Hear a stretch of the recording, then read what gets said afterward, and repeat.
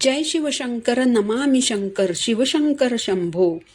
जय गिरिजापती भवानी शंकर शिवशंकर शंभो. श्री स्वामी समर्थ. नमस्कार सर्वांना.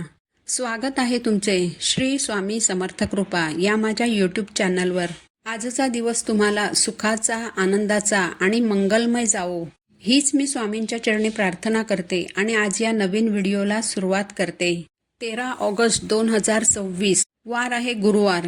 या दिवसापासून श्रावण महिन्याला सुरुवात होणार आहे आणि 11 सप्टेंबर 2026 रोजी श्रावण महिना संपणार आहे. या श्रावण महिन्यात शिवलिंगावर बेलाचं पान का अर्पण करावं? महादेवांना बेलपत्र का प्रिय आहेत?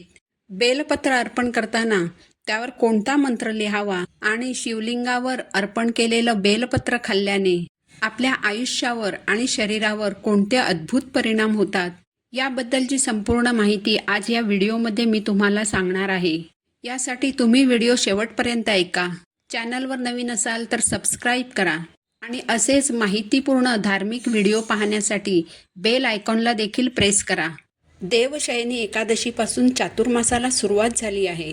या चातुर्मासात ब्रह्मांडाचे पालन करते भगवान विष्णू क्षीरसागरात योग निद्रेत जातात. यानंतर चातुर्मास संपेपर्यंत विश्वाचा कारभार भगवान भोलेनाथ सांभाळतात. चातुर्मासातील श्रावण महिना भगवान शिवशंकरांना समर्पित आहे. हिंदू धर्मात श्रावण महिन्याला विशेष महत्त्व आहे. श्रावण महिन्यात महादेवांना प्रिय असलेल्या वस्तू शिवलिंगावर भक्तिभावाने अर्पण केल्या जातात. यातीलच एक अतिशय महत्त्वाची वस्तू म्हणजे बेलपत्र. जेव्हा जेव्हा महादेवांची पूजा केली जाते तेव्हा बेलपत्र अर्थात बेलाच्या पानाला सर्वाधिक महत्त्व दिलं जातं.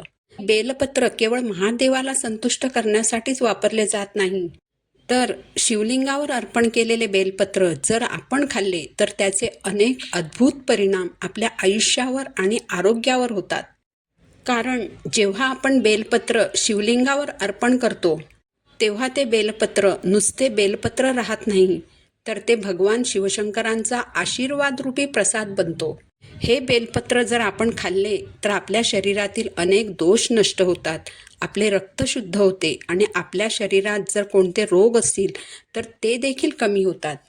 म्हणूनच तुम्हाला जर कोणत्याही समस्या असतील, जसे की नोकरी मिळत नाही, विवाह जुळत नाही, स्वतःचे घर बनत नाही, पती पत्नीचे एकमेकांशी पटत नाही, संतान सुख नाही, घरातील व्यसनी व्यक्तीचं व्यसन सुटत नसेल, घरात आजारी व्यक्ती बरी होत नसेल, तर या सर्व समस्यांतून बाहेर पडण्यासाठी येत्या श्रावण महिन्यात रोज शिवलिंगावर बेलपत्र अर्पण करा आणि ते बेलपत्र रोज प्रसाद म्हणून अवश्य खा.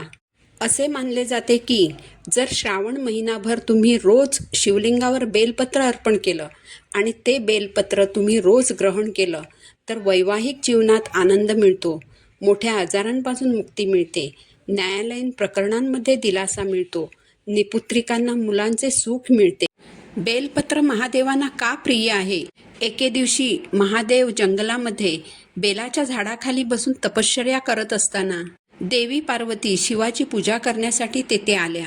देवी पार्वतीने स्वतः भगवान शंकरांची बेलाच्या पानांनी पूजा केली होती. म्हणूनच बेलाची पाने शिवाला खूप प्रिय आहेत. महादेवांना बेलपत्र का अर्पण केलं जातं? तर शिवपुराणानुसार समुद्र मंथनातून जी 14 रत्न बाहेर पडली त्यात विष देखील होते. तेव्हा सृष्टीच्या हितासाठी आणि प्राणीमात्रांच्या रक्षणासाठी भगवान शंकराने ते विष प्राशन केलं. विषाच्या प्रभावाने त्यांचा कंठ निळा पडला. यावेळी ऋषीमुनींच्या सल्ल्याने देवी देवतांनी भगवान शंकरांना बेलाची पानं खायला दिली. यामुळे विषाचा प्रभाव कमी झाला. तेव्हापासून भगवान शंकरांना बेलाची पानं अर्पण करण्याची प्रथा सुरू झाली. शिवलिंगावर बेलपत्र अर्पण करण्याचे देखील काही नियम आहेत.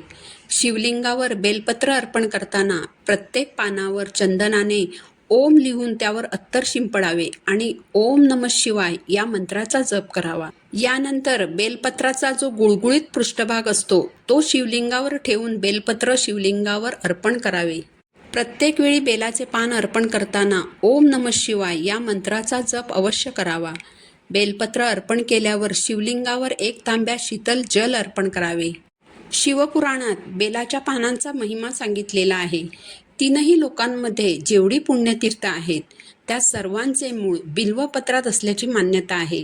शिवपूजनात बिल्वपत्राचा वापर केल्यास शंकरांची विशेष कृपा होते अशी भाविकांची श्रद्धा आहे. बेलपत्र आरोग्याच्या दृष्टीनेही अतिशय महत्त्वाचं आहे. शिवलिंगावर वाहिलेलं बेलपत्र खाल्ल्याने आपल्या शरीराला अद्भुत फायदे होतात. बेलाच्या पानांचा काढा दम्याच्या रुग्णांसाठी खूप प्रभावी आहे. दररोज नियमितपणे सकाळी आणि संध्याकाळी या काढ्याचे सेवन केले तर दम्याची समस्या कमी होण्यास मदत होते. तुम्हाला जर बद्धकोष्ठतेची समस्या असेल तर बेलपत्र खावीत. बेलाच्या पानांमध्ये भरपूर फायबर असते, ज्यामुळे पचनक्रिया सुधारते आणि अपचनासारख्या समस्यांपासून आराम मिळतो. बेलाची पाने रक्तातील साखर नियंत्रित करण्यासाठी अतिशय उपयुक्त आहेत. बेलपत्राला थोडेसे मीठ आणि मिरपूड लावून चघळल्याने ते आतड्यांमधून विषारी पदार्थ काढून टाकण्यास मदत करते. ताप आला असेल तर बेलाची पाने 1 ग्लास पाण्यात उकळा. पाणी अर्धे शिल्लक असताना ते गाळून घ्या आणि चहाप्रमाणे प्या. याने तुम्हाला नक्कीच आराम पडेल. बेलाच्या पानांचा रस प्यायल्याने शरीरातील विषारी घटक बाहेर टाकले जातात. यामुळे हृदय निरोगी राहते. त्वचेवरील ॲलर्जी, पुरळ आणि जखमांवर बेलाच्या पानांचा लेप लावल्यास त्वचेच्या आजारांपासून आराम मिळतो.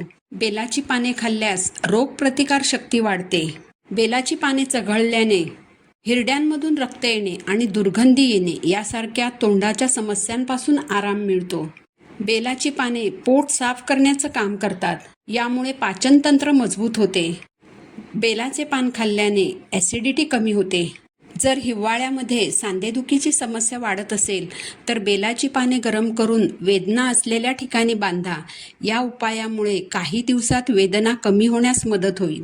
मात्र गरोदर महिला आणि स्तनपान देणाऱ्या महिलांनी बेलाची पाने खाण्यापूर्वी डॉक्टरांचा सल्ला अवश्य घ्यावा. श्रावण महिन्यात भगवान शंकरांची भक्ती केल्याने भक्तांच्या सर्व इच्छा पूर्ण होतात.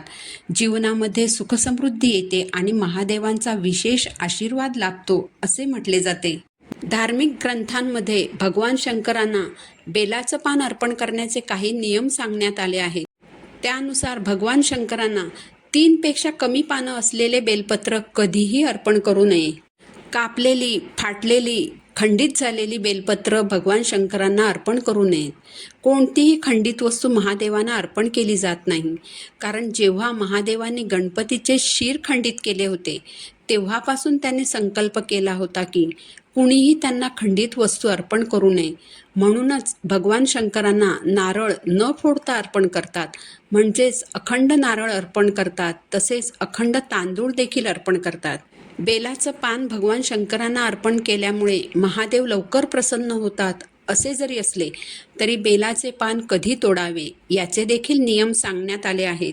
लिंगपुराणानुसार चतुर्दशी, चतुर्थी, नवमी, अमावस्या, अष्टमी आणि सोमवारी बेलपत्र चुकूनही तोडू नये.